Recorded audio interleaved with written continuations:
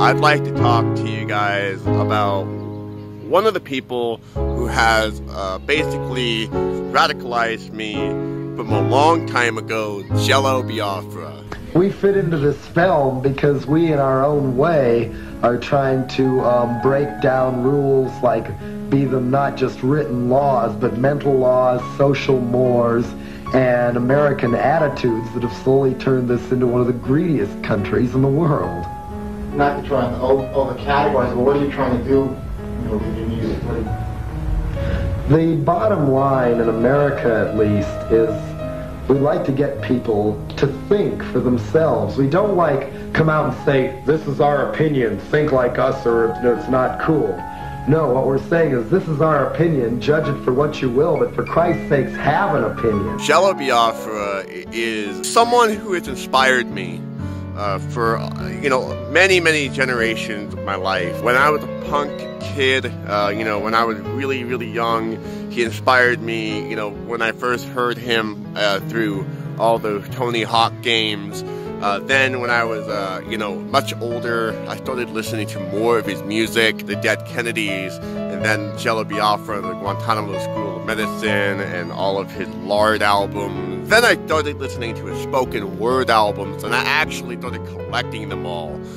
Trust me, I can't show them to you, but I have collected all of your Lard and your spoken word albums. And then I started actually learning about his history. He ran for mayor of San Francisco. Campaigning for mayor, Jello has a platform that may get votes.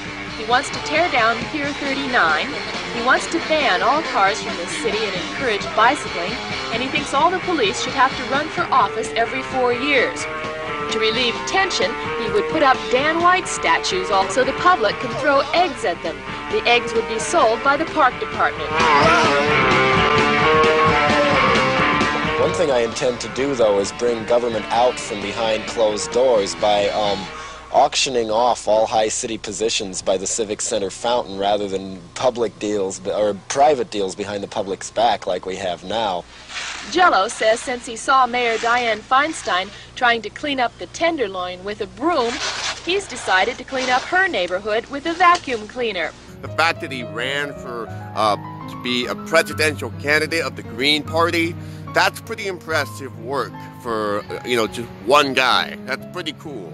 Today, I am making a video to talk to Jello Biafra about our current political situation, because it seems that, we've had Trump for about a couple of years. I don't agree with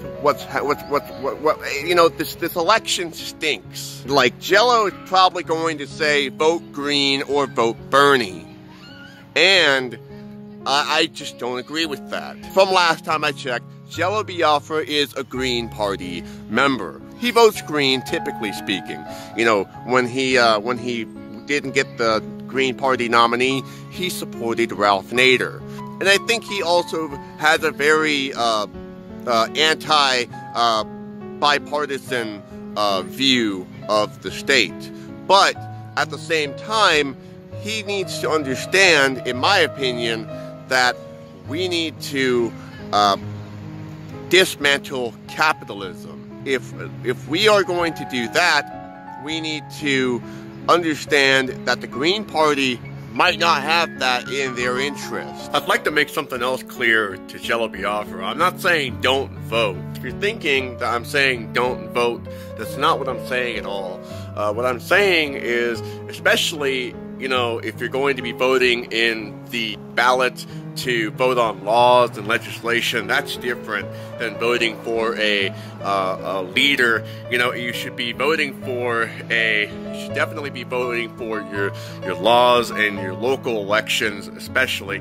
But what I'm trying to say is that don't be fooled into thinking that any specific leader is going to get us out of this mess of capitalism and corporate America, and this bipartisan mess that we're in. Which is why ultimately the working class needs to unite, and we need to collectivize and we need to organize instead of relying on a politician, you know?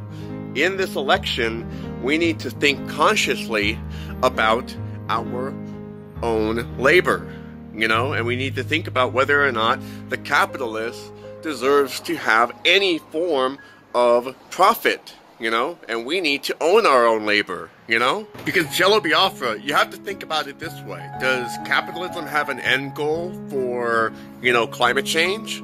It doesn't really have an end goal for climate change. It doesn't have an end goal for war. It doesn't have an end goal for any of the catastrophes that, you know, capitalism triggers in the first place, you know? It doesn't have an end goal for imperialism. It doesn't have an end goal for fascism. It doesn't have an end goal for any of it. You know, capitalism is the, you know, primary trigger for all of these atrocities that we see in the world to begin with. You know, so we need to dismantle capitalism and not be dependent on capitalism, and we need to create a new system entirely so that way we can prosper and survive in a way that is much more functional and it accounts for everyone. We can't keep reforming capitalism. If we reform capitalism, it makes us weak. It makes us weak to the system that we have right now, you know? It makes us codependent towards the system that we have. It makes us codependent towards the bipartisanship that we have. You know, every time that we vote green and we vote, you know, for Bernie Sanders, you know, even if Bernie Sanders were to win, you know, four years later, you know, some fascist is going to win the election after that, and then we're going to be in this mess again. So we need to think proactively. What are we going to do so that way this doesn't happen again? We need to think long-term, not short-term. Reforming capitalism is short-term, you know? You know, UBI is short-term. We need to think long-term here. The Green Party in particular, they may have corporations out of their agenda, but they might not have capitalism out of their agenda. They might have capitalism being reformed in their agenda. And that's the thing, they want to reform capitalism. We need to dismantle capitalism and replace capitalism with a new system entirely. What that system looks like, that's still up for debate. I propose anarcho-communism, for instance. Anarcho-communism would be more sound. The workers can collectivize, can be without oppression. There would be no hierarchy. You know, there would be no class system, and it would totally reform society as a whole, not just on a political spectrum, but also on a social spectrum. For Jello Biafra, I recommend starting with you know, Anarcho-Syndicalism, Theory and Practice by Rudolf Rocker.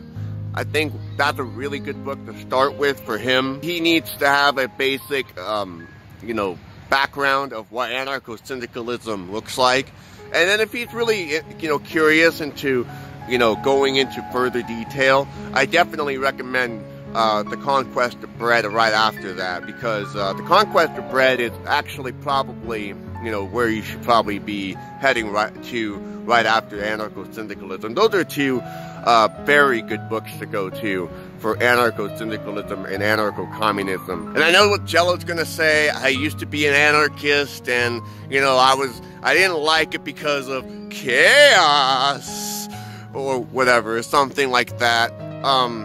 No, that's not really how it works. See, anarcho-communism is based on order. It's based on the order of collectivizing society. Basically, the state is maintaining the status quo. Anarcho-communism changes the status quo so that way it works for everyone's basic needs and everyone's basic utility. So that way everyone is accounted for. I'm just saying, Jello Biafra, if your only basis for being an anarchist was being a punk rocker, then I don't think you really knew what anarchism really was. I think you should definitely explore anarchism a little bit more. Anarchism has a rich history of working class organization and liberation. I think at one point in history, you grew a fascination with Daryl Sherney. I voted for Daryl Sherney in the previous election because he was on the ballot. He worked with anarchist tactics at one point. He actually, he wasn't officially an anarchist, but he had anarchist tactics at one point throughout his activism. So what am I trying to say? Well, I guess what I'm trying to say is, Jello Biafra, you should become an anarcho-syndicalist. And anyone else who follows Jello Biafra should also become an anarcho-syndicalist. You guys should actually start looking into the rich history of anarcho-syndicalism and anarcho-communism. It wouldn't hurt to start today. Why not? We can dismantle capitalism together, my friend. Hell yeah. Be sure to rate the video, comment the video, and subscribe for more content. And also be sure to check out my other content. Thank you so much. Bye.